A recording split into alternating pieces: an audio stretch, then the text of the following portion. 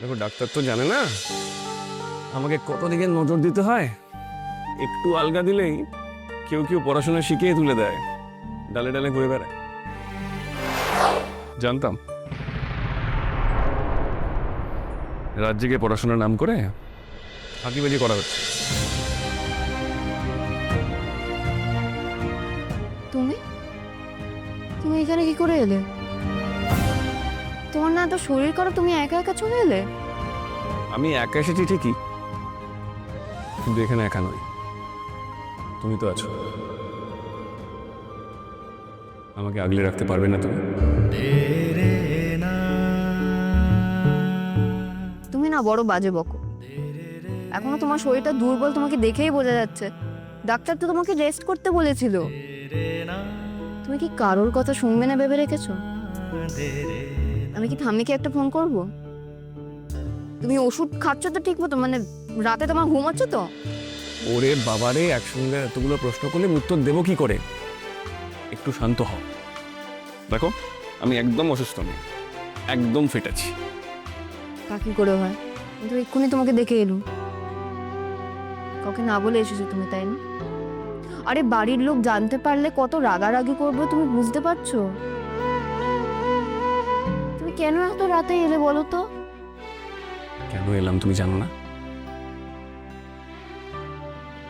তুমিও কি আমার আসার জন্য অপেক্ষা করোনি?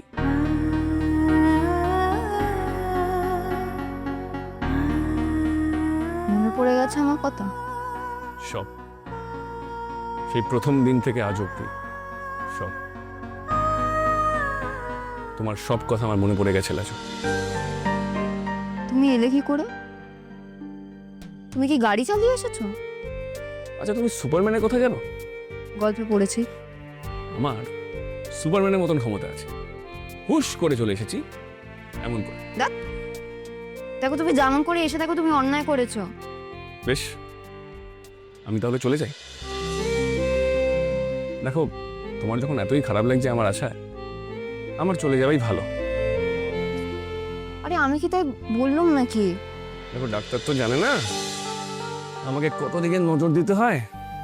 একটু আলগা দিলেই কেউ কেউ পড়াশোনা শিখিয়ে তুলে দেয়, ডালে ডালে ঘুরে বেড়ায়।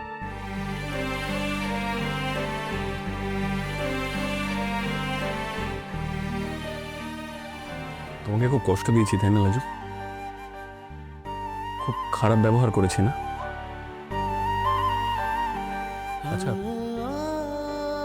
সবকিছু ভুলে আমাকে মাফ করে দিতে পারবে না? যদি না দিই? পারবে আমাকে মাফ না করে থাকতে?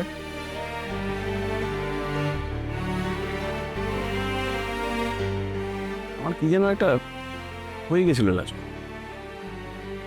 আমার মাথার মধ্যে অনেকগুলো কোটরের দরজা বন্ধ হয়ে গেছিল, তার একটার মধ্যে তুমি আটকে ছিলে। সেই দরজা খুলে গেছে। হুম,